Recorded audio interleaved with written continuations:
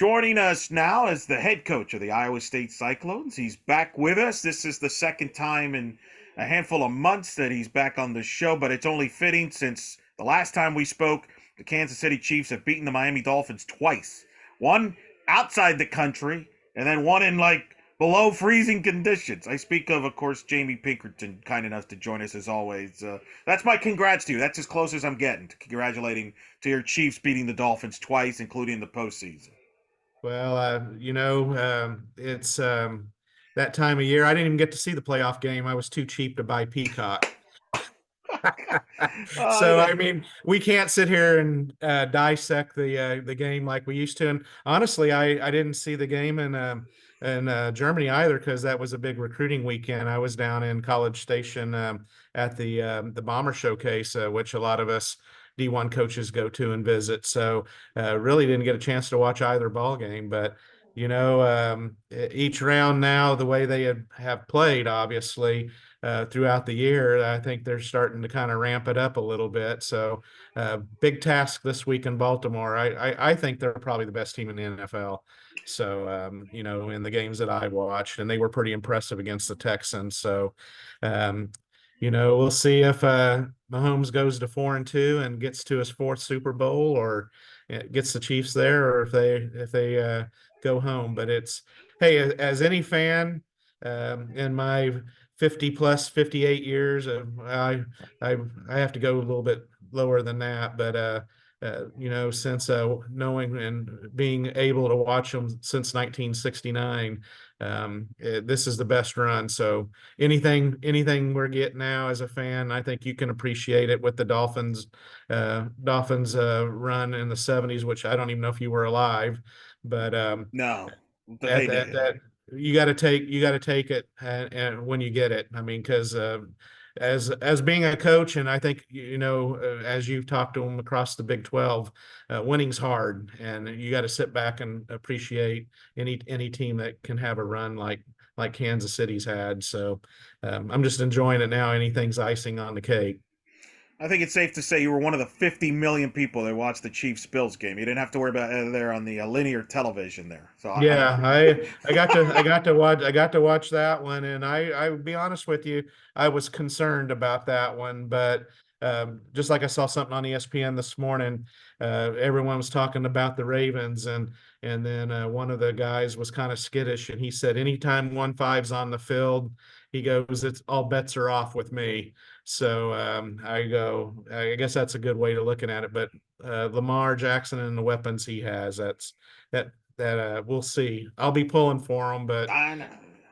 that's a tough road.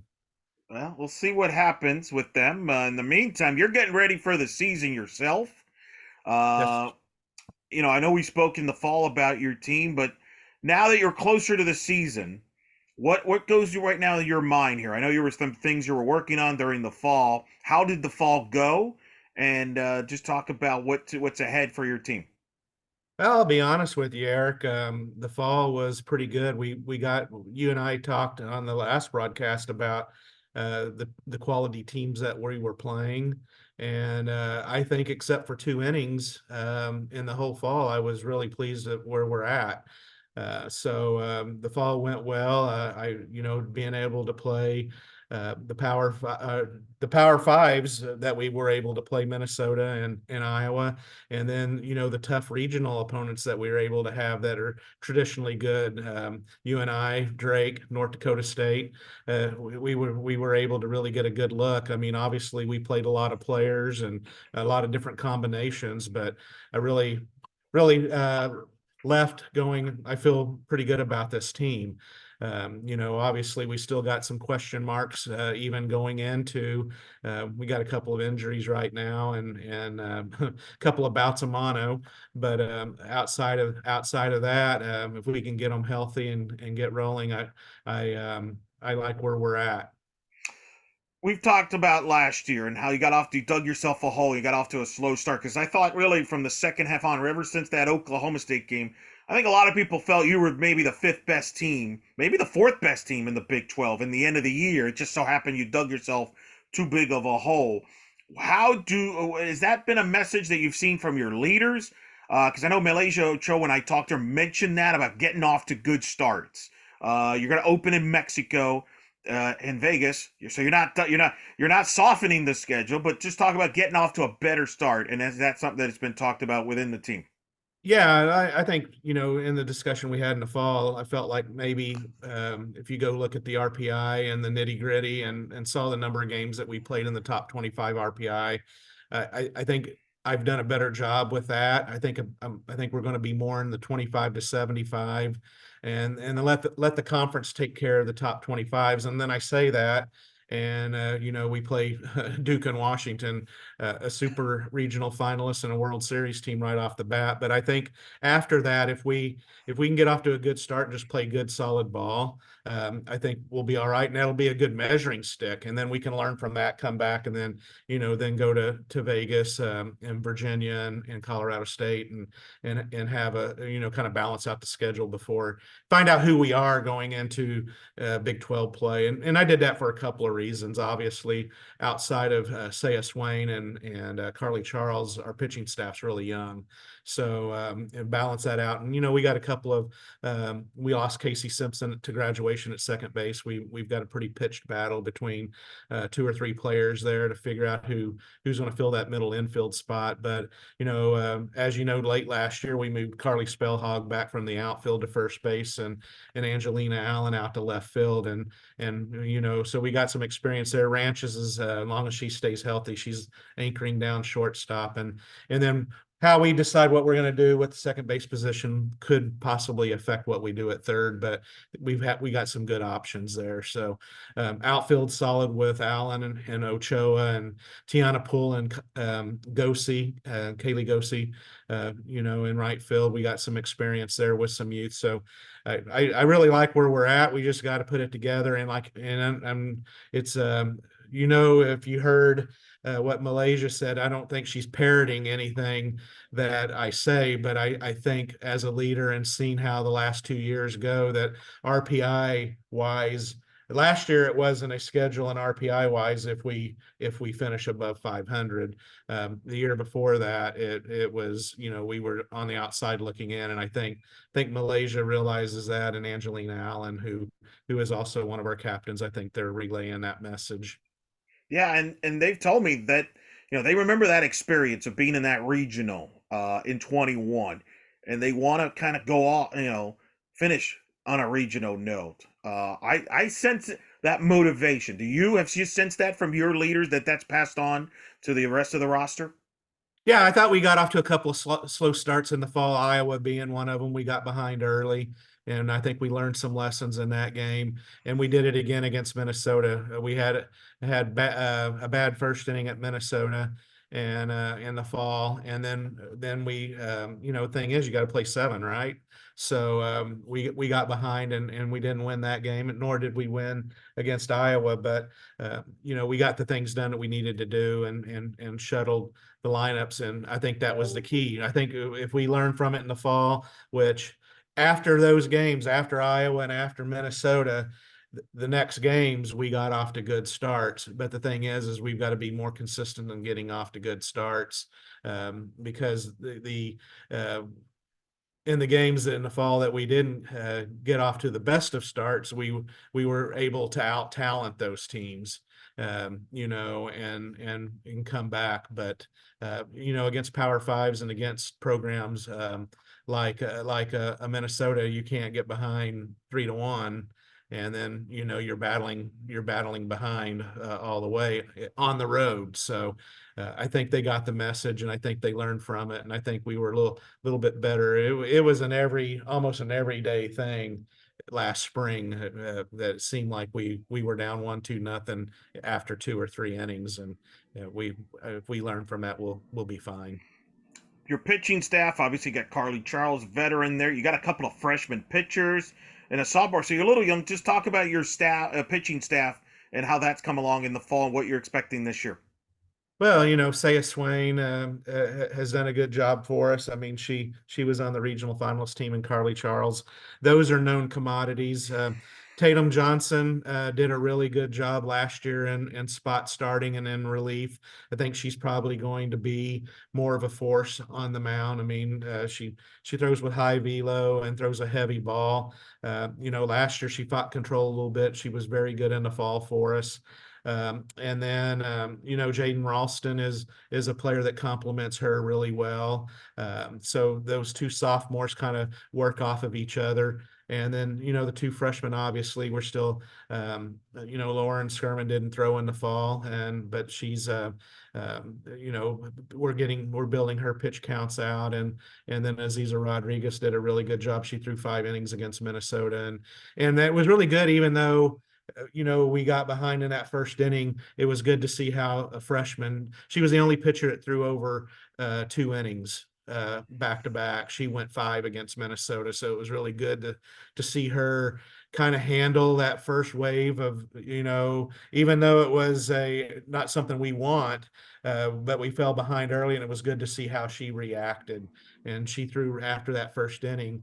We gave up the unearned runs, and she settled in and threw very well. So that was really good, and the only start that anyone went over 5 innings. The way that she handled herself, it was encouraging. So I think right there, is obviously this first weekend out down in Mexico. We'll kind of see how we handle the teams that we're playing, because that's a very good field down there. Obviously, big story off season is Courtney Martinez moved on out west to the pack there to Utah. There, you got a new assistant there. Just talk about that transition and how that's gone. Yeah, it's gone really well. I mean, obviously from a recruiting base, obviously we talked in depth about what Courtney meant to our program, and she's missed, and we're happy. And I've gotten a chance to talk to her a time or two out on the recruiting trail and over the holidays, but via text. But the same recruiting base, Lindsay Ubrin is from Southern California. She kind of just stepped into that role, and then as hitting, I think in the fall she just kind of built upon what Courtney had done, and then kind of got a feel for the players, and then now she's kind of attacking some things that she sees that we need to address, and which Courtney did such a phenomenal job. The base is there. So, except for the freshmen that we had come in, but I mean, it's, for lack of a better term, it's business as usual. And now that we've come back in the spring here, we've been going for 5 or 6 days now, because we start school a little bit later. And we seem to hopefully not really skip a beat and kind of build upon what we've done over the last 6 years here. So I feel like Lindsay's getting more and more comfortable every day, and the players are getting comfortable with her. So I think the transition's complete now. Now we just got to see when it starts counting in the won and loss column, how the players and how we adjust as a coaching staff of when adversity strikes, how we're going to help them offensively and defensively. When I spoke to Malaysia, she just said that the players' affection for you, they call you Grandpa. And I said, "Whoa, I don't think he's gonna like that." And he's like, "No, no, no. We've told him this. He's fine with it." Can you confirm that you're fine with Yeah. that? At least she was nice. She didn't reveal what I really get called. I'm called Papa Pink. Wow. Okay. So You did not mention and that. yeah, so no, no, I can't I'm not going to confirm nor deny that. When Kylie came, granddaughter came, a little over a year ago, we got a regular romper room here. Lindsay's got a young one that's not walking yet, probably was born in June. um Kate Sennett was on maternity leave for most of the fall. I mean, she didn't recruit at all. She was able to slip in and do some things with the bullpen, but her baby is 3 to 4, probably was born in September, so we're looking at 4 or 5 months. So we got some young ones running around a little bit sometimes. Obviously, being a granddaughter, mine's not around the team, but it's been a lot of fun and everything. It's definitely a family atmosphere. But anyways, after my daughter found out that that's what the team was calling me now, that's what she's telling telling Kylie to call me on Papa Pink. So I'll wear that one. But that's all truth, my man. All right, just want to confirm, verify, because she mentioned that. I was like, whoa, I don't know, it might cause trouble here, but that's right. All right, Uh, so got to uh, confirm. But speak to Malaysia. I was so impressed talking to her. For those that don't know, I mean, and I'll repeat it again, she's been honored not only for her on the field performance, which speaks for itself, as an all Big 12 performer last year. She's an all in the preseason team this year, but she's been honored off the field for her classroom. She's been all academic. She's been on their honor. You name it, she's been on it. So right. speak to that person as a representative of your program. She's not the first to have done it. You've had Yeah. many. We've talked about Sammy Williams for years, but I feel she's at that level of your program. And, part of the reason you turned around your season is, she played in center field. You changed her in the lineup. Boom. Talk about what she represents and how the youngsters learn from her. Malaysia, what can I say? I mean, she has kind of taken, obviously someone had to take Sammy Williams's role. And I'm hoping for her that she gets to have that success against her senior year that Sammy got. But she just does things the right way, and she's no nonsense. She's straight to the point. Um, it's one of those things that she handles it the right way, but I mean, she doesn't let things linger. I mean, so she'll step in and take care of it immediately, for lack of better words. But she's one of those type of leaders, and what she was doing coming up, she's always the one that makes sure everything's on the bus. She always makes sure, kind of like I've spoke, of Sammy.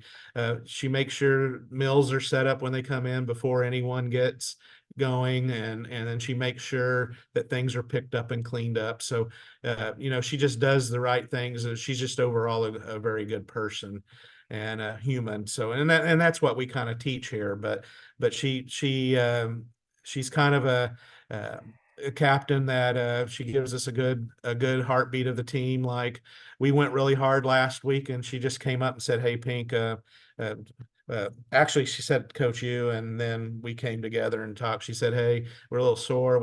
Is there any way that we can back off a little bit and let us get our sea legs back?" And I mean, she's not afraid to come up and do it in the right way and just say, "Hey, this is what I see. This is how I'm feeling."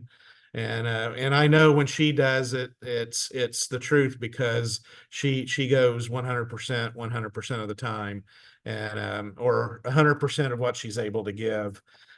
And she has a good pulse on the team. So, and then, just on the field, she just sees little things. She was well coached coming up, and in her summer program with the Bat Busters and Coach Stith. So, she knows how to win. She knows what you got to go about it and how to do it, and she's very, very good at that. And Angelina Allen is also, she played for Marty Tyson, so good coaching coming up. And through the Angel and Batbuster program, it's just, that's they know how to go about their business and do the right things. And very, very, not very often has she made a bad decision when it comes to being a captain. And she's, both at her and Mo are really good about running things by me. So it's a good give and take. And I think in today's society, allowing players to have a voice, allowing them to have opinion, and then sitting down and talking to them and saying, when you don't go with their decision, then say, here's why, and then you'll get they'll have the aha moment, and they'll say, "Hey, I didn't think about it from that angle." So she does a good job of communicating. So can't say enough about her. She's going to be, if she just chooses coaching, she's going to be a great coach. If she chooses to be a CEO or whatever she does through the ranks, she's going to be very good at it. Big 12, we've talked about it. It's here now. This is the unique year for many reasons. You got the new members, UCF, Houston, BYU coming in. Obviously, Oklahoma, Texas in their final year. We got next year, Arizona State, Utah coming in. But let's focus on about this year. Kind of your thoughts here.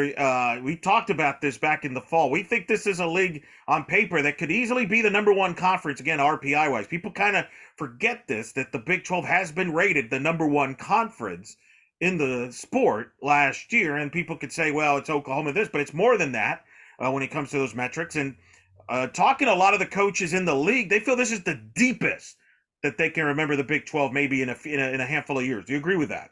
Hands down. I just think from top to bottom, you and I talked about it in the fall. I just think that with Oklahoma, Texas, obviously we all know that they help with the RPI load and everything, but I think with the teams coming in, we we'll skip a beat, but we won't miss a beat. So I think um, once we get rolling in the future seasons, the Big 12 is going to be fine. And you and I have discussed at length in other podcasts my thoughts on all of this consolidation moving around. I always say, hey, let it all shake out, and we'll Sure. all be fine. And but this year, I think top one to 10, we have a chance to be really good. Now, I'm not sitting here today. A couple of weeks before the season, say all 10 teams are going to make it. But I think it's going to be highly competitive. I don't think there's any days off in the conference. And I just think Oklahoma, Texas, Oklahoma State are going to be who they are. Baylor has shown over the last couple of years that they're much improved. I think BYU brings a championship resume from the conference they come from. So does UCF. I think Houston is, putting some pieces together. Texas Tech with, Coach Snyder is, I think is going to be better. Kansas has gotten better over the last 2 to 3 seasons. I like what's happening with us. I think across the conference, we got a chance that in the future this could be a 7, 8, 9. I mean, we'd all like to get it to 10, but I think 8, 7, 8, 9 is not out of the question. With possibly 3 to 5 teams that are in the mix to host. I mean, that's Oh, absolutely. Maybe 6, depending on scheduling and RPI. You're a guru on that. I mean, I think in the years I was on the committee and after the talks that we had, I think what did you miss? Maybe 2 teams in 4 years. yeah, two Well, teams. Yeah, no, 2020 we didn't have one. I was on the committee 3, but you're pretty remarkable in your knowledge and how you put together brackets. Location's not always right, but you're usually dead on with teams. But I'm sitting here thinking 4, possibly 5 could host this year, just in my mind's eye. I Uh, agree. No, listen. I mean, you look at the polls, the preseason. I mean, what their preseason polls, we get all that, but considering there's 4 teams in the top 16 Big 12 ranked, and that's not including a UCF that's receiving votes in some of these polls, yeah, etc. And I think I gave this stat: every program has been in the Big 12 has made the NCAA tournament and been to a regional final, except Kansas, I believe, in the last decade. So you're having success in the postseason, getting wins in the postseason, things like that. So there's a lot of variables, the reasons to believe that the Big 12 can have a ton of teams in the league, especially obviously with the Pac 12 after this year not being the Pac 12 anymore. It looks to me, again, other conferences may disagree, but SEC, Big 12 battling for that top spot in the league for bids and hosting rights. yeah. And even this year, you can't discount the swan song of the Pac-12. Right. I mean, look what they did in football. I mean, they Sure. put Sure. together a good football season in its last season. So I think it's definitely as wide open as it can be. Um, obviously you still have the defending national champs, and then a couple of World Series teams and teams that have been to the World Series. I think it's just as competitive at the top and top to bottom as it has in many years. Yeah. 2 years ago, the last 3 teams standing was the Big 12, right? With Yeah, Oklahoma and Texas in the title game. And then Oklahoma State was right there, right. went away from it. So, I mean, that's a part of it. And Baylor, probably if they were healthy, would have hosted. In fact, Coach Moore said, "Yeah, he kind of blames you for not hosting because you beat him down the stretch there, and caused he felt like that was the difference maker, and you eliminated him in the tournament. But they were in the mix to host last year, so you could have Right. had 4 teams hosting last year. Yeah, and the bad thing about that is we got to go to Waco. So Thanks for reminding me, or thanks for firing him up. But no, Glenn's good people, and we chat when we get the chance and everything, and um, it's just I'm my sole thing was when we took over this program. Now we're in the seventh season, was to make it competitive and to bring up the conference and to be able to say that we're in the middle of the pack and trying to make a difference in the RPI and making the conference stronger and make the regionals. We've done all of the above, and that's our goal. Obviously, we want to win conference championships, but we're just not there yet. And but that doesn't stop us from laying brick by brick and building the foundation and getting better. And I think I know who we are. I know what we can do and the type of athlete that we're in the northernmost climate. Even BYU and Utah, when Utah can't say that, and we know who we are and what we've got to do to be successful, and we worry about ourselves and what we can do to make ourselves better, and then wherever we fall into the pack is what we live with, and I feel like we do a good job of maintaining and managing who we are. How do you see your future non-conference scheduling looking like as this Big 12 schedule? Big 12 now. I mean, you kind of know how many games you're getting, but the league is larger, and things like that. With like we mentioned, Arizona. How do you think that impacts your non-conference scheduling from the standpoint, like you mentioned, you don't have the luxury of playing home games in February. As I recently, when I last talked to you, it was like negative degrees. But so you have to be creative on your schedule. You got to travel a little bit, but there's also certain that you maybe have lesser dates now than you had in the past when the Big 12 was not as big as it is now. It's been tough. I mean, definitely, I challenge anybody in the country if we want to play in a foot of snow and have snowshoes and gloves and mittens. I think we can play with anybody in the country, but obviously that's not what softball does. But obviously we're a program that's indoors until the middle of March. We uh, it's pretty normal that we play the first 30 to 36 games on the road. So I mean that's where I get back to managing who we are and managing what we can control, and we can't control the weather, we can't control the wind chill and everything. So what's been really tough with this schedule this year, Eric, and I'll just be just blunt, with the addition of the teams we've lost three tournaments, which means you play 5 games a tournament. Now you're playing 3-game series. We've lost 6 games. And being on the committee, that sweet spot is making sure most teams play 53, 54, 55 games. We have the 56 limit. I mean, it's really, we're playing a lot of midweeks, and that's tough too.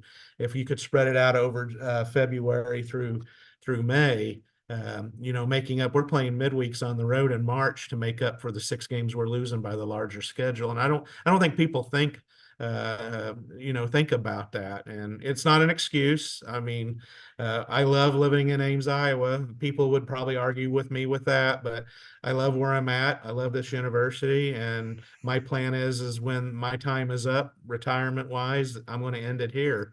And it's one of those things that we just have to manage and manage that recovery and manage how much time our team's on the road. I mean, a lot of people, don't realize, 6 flights. Everyone goes, "Oh, we got so many flights." It's just something that we're used to here at Iowa State, and we just have to manage it. And that cuts out on practice time. You give an extra day off here and there. I mean, it's. I mean, I've coached at Tulsa. I've coached at Arkansas. The days of when we played 30 games at home, we don't have that luxury. We play anywhere from 11 to 18 and everything. So it's just a way of life. Well, in fairness, you're not the first coach that have brought this issue up as a concern. And I'm not even talking about the Big 12. I'm talking about other conferences. I'm talking major conferences, mid-major programs that have told me that one of the big adjustments with all this conference realignment stuff is limiting the limited dates, whether and balancing losing home games or home tournaments. Maybe certain matchups that you're accustomed to playing every year, all of a sudden it's not on the schedule because you can't fit it in because this is Right. all adjustment. And I think fans may have to accept that, and maybe the committee too, that there are certain games that are not being played maybe in the next year or two as this conference realignment evolves, because not because they don't want to play them or all that stuff. It's because they literally don't have enough dates as they Right. adjust to the landscape of their conferences and the travel and all that. That is a lot for a coach to handle, because you all kind of, as I understand, you do schedules maybe what, a year in advance, 2 years. Yeah. Yeah, and I think the Big 12 with the it'll be more this year. We're lucky we have five at home and four on the road. Yeah. Uh, but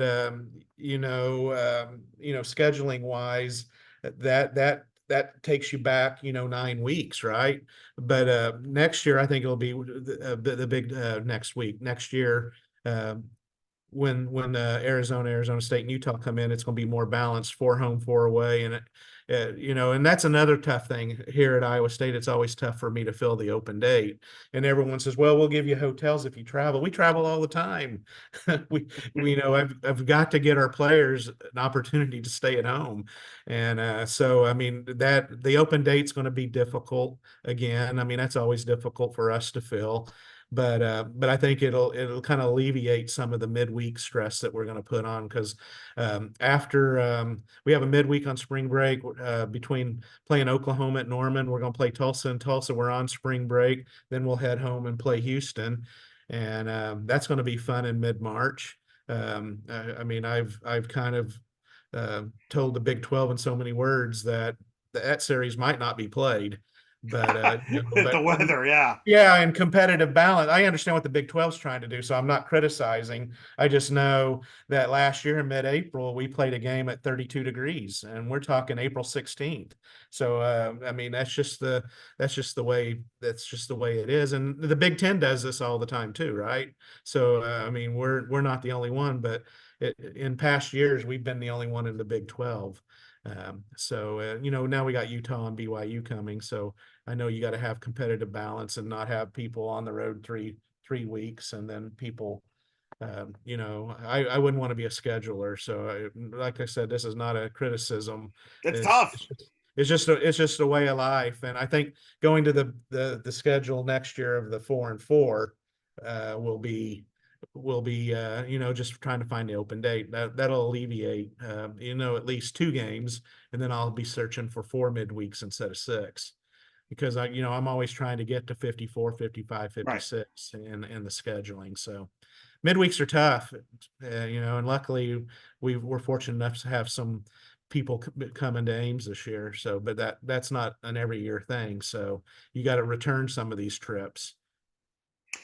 Well, do you see a few at some point down the road where maybe the calendar changes and the season, instead of starting in February, starts later in February, March, to help programs like, and I know baseball's been trying to push for that, to move the calendar to help some of the Northeast. Do you see that ever happening, or do you think it's just going to be like this? Because there's obviously a lot of programs on the South that like it the way it is because it allows them to host a lot of tournaments. So I know that's been a hot topic over the years about the calendar. What do you think will happen? Do you see that changing, or do you think we're pretty much going to be status quo?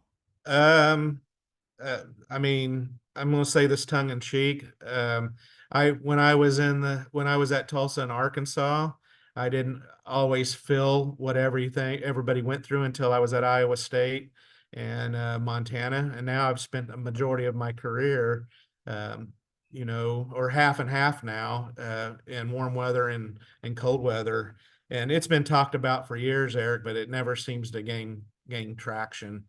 And now that I've lived it, I mean, I understand what the Jackie Josephs and Coach Hutch and everyone talking about it. I mean, it's just really tough. And I don't know. That's above my pay grade. I mean, I think moving back a couple of weeks would alleviate it. But then terms end, and then you're paying for student athletes to stay, and you're paying for summer school, and then obviously you're having to pay dining halls are a little tougher to navigate in the summer. I mean, I get all of the financials with it, and I just know in my 31 years it hasn't happened, and I think it's probably something to look at, but I don't see it happening.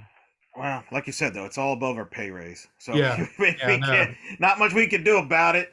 we can just Yep. focus on the present and the future. And I know that's going to be my last question to you as you get ready to go to Mexico and play that Puerto Vallarta. It's a stacked field for the tournament. What are a couple questions you have about your team that you're looking forward to finding out, that you'll find out by playing that type of competition that could impact and determine how the season goes the rest of the way? Well, I mean, the questions that I have and the staff has is okay, uh, beyond beyond the two senior pitchers, can we get the younger pitchers prepared and get them comfortable? And I think the answer to that's yes.